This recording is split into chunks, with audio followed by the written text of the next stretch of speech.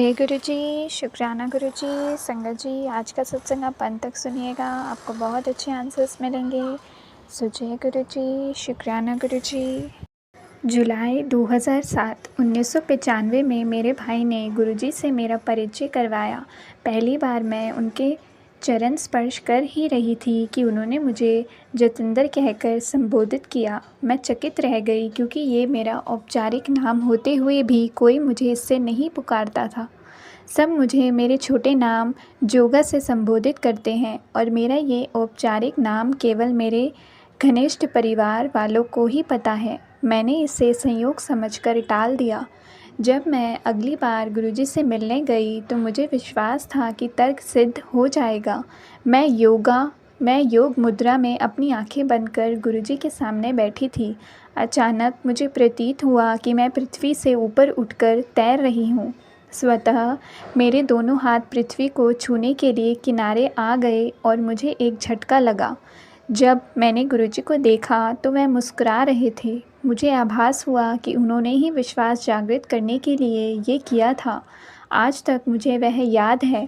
3 वर्ष की आयु से मुझे अस्थमा रहा था और पिछले 30 वर्ष से मैं प्रतिदिन रोग की अवस्था के अनुरूप विभिन्न मात्रा में 5 से 30 मिलीमीटर तक स्टेरॉइड की गोलियां खाती आई थी।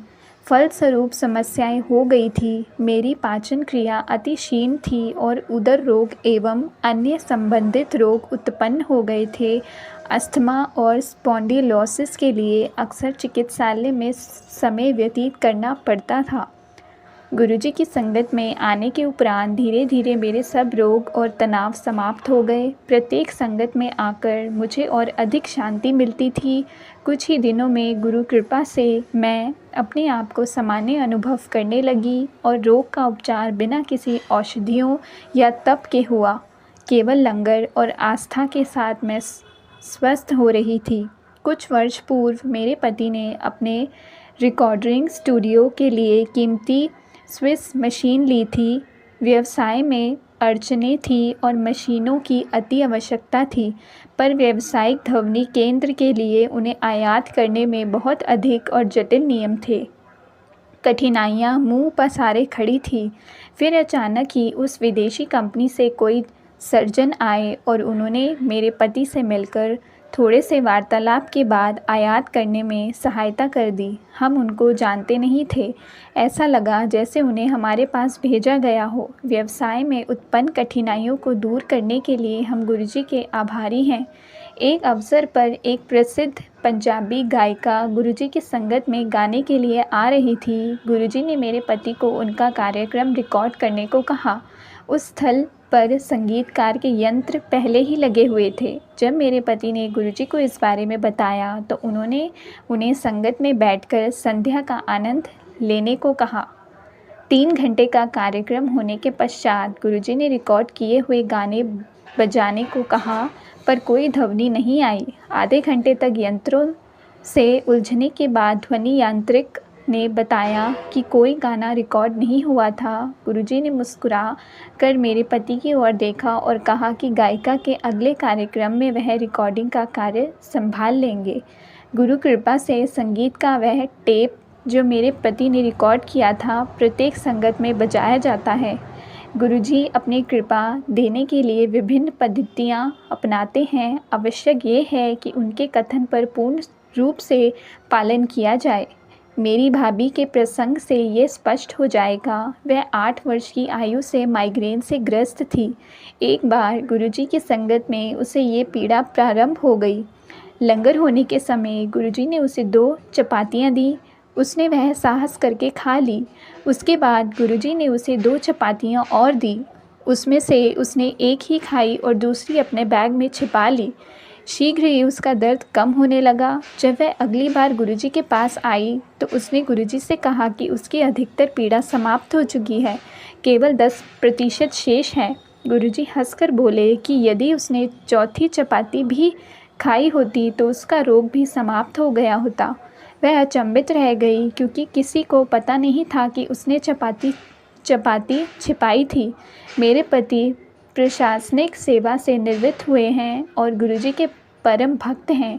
एक दिन वह मेरे भाई के साथ संगत में गए। गुरुजी ने मेरे भाई को बाज़ार से 91 रुपये के पान के पत्ते लाने को कहा। फिर गुरुजी ने वह पान के पत्ते मेरे पति के पेट पर रखे और कहा कि उन्होंने उनका ऑपरेशन कर दिया है। मेरे पिता अचंभित थे क्योंकि वह अपने आप को बिल्कुल स्वस्थ समझ रहे थे। कुछ दिन पश्चात मेरे पिता के मूत्र में रक्त आया और उन्हें चिकित्सालय में प्रविष्ट करना पड़ा। चिकित्सकों ने मूत्राशय ब्लैडर के कर्कट रोग का परिणाम निकलकर उनकी शल्य क्रिया कर दी। स्पष्ट था कि गुरुजी ने उनको आशीष दिया है। यदि गुरुजी ने वह प्रक्रिया नहीं करी होती तो उनका कैंसर रोग का कभी पता नहीं लगता। गुरुजी ने इस प्रकार से उनके रोग का पता लगने से पूर्व ही उसका उपचार कर दिया था। एक अन्य अवसर पर गुरुजी ने एक ऐसे व्यक्ति जो उनसे कभी मिले नहीं थे का उपचार कर हमें भाव विभोर कर दिया। हमें कुत्तों से प्रेम है। हमारे घर एक पशु चिकित्सक आते रहते थे। एक दिन जब वह घर आए तो चिंतित लगे। उनके ससुर तृतीय श्रेणी के कैंसर रोग से पीड़ित थे। वह और उनकी पत्नी उनसे मिलने चिकित्सालय जा रहे थे। मैं बाहर अपने पति की प्रतीक्षा करती हुई उनकी पत्नी से मिली। ना उसने इससे पहले गुरुजी के बारे में सुना था, ना ही उनको जानती थी। मैंने गुरुजी का एक छोटा चित्र दिया। वह अपने पिता के लिए कुछ भी करने को तैयार थी। उन्होंने वह संभवतः अपने पिता की कमीज़ के जेब में ये तकिए के नीचे रख दिया, जैसा मैंने उनको कहा था। उस रात्रि उनके पिता की अवस्था बिगड़ती पर अगले दिन उसमें आश्चर्यजनक सुधार आया और 4 दिन में वह चिकित्सालय से घर आ गए। ऐसा लगा कि किसी ने उनके रोग को खींचकर बाहर निकाल दिया था, क्योंकि उनकी पीठ में एक गड्ढा सा बन गया था। हमारी खुशी का ठिकाना नहीं रहा। जब वह संगत में आए, उनके ससुर ने जब मुझे धन्यवाद दिया तो मैंने उन्हें गुरुजी का धन्यवाद करने को कहा। पाठशाला में पढ़ते हुए मेरे बच्चे को गुरुजी अमेरिकी कहकर पुकारते थे। हमें इसका कारण समझ नहीं आता था। बच्चों के मन में विदेश जाने की ना तो कोई रुचि थी, ना ही कोई योजना, परंतु वह तो भविष्य देखते हैं। आज मेरा बड़ा पुत्र कनाडा में है और छोटे को कैलिफोर्निया की एक शिक्षा संस्था में प्रवेश मिला है। गुरुजी ने मेरे बच्चों के अध्ययन में भी सहायता करी। उनकी दया से मेरे छोटे बेटे को कंप्यूटर विज्ञान परीक्षा में राज्य में दूसरे स्थान पर प्राप्त हुआ है। आज के युग में धोखा, संदेह और नकारात्मकता बहुत अधिक है।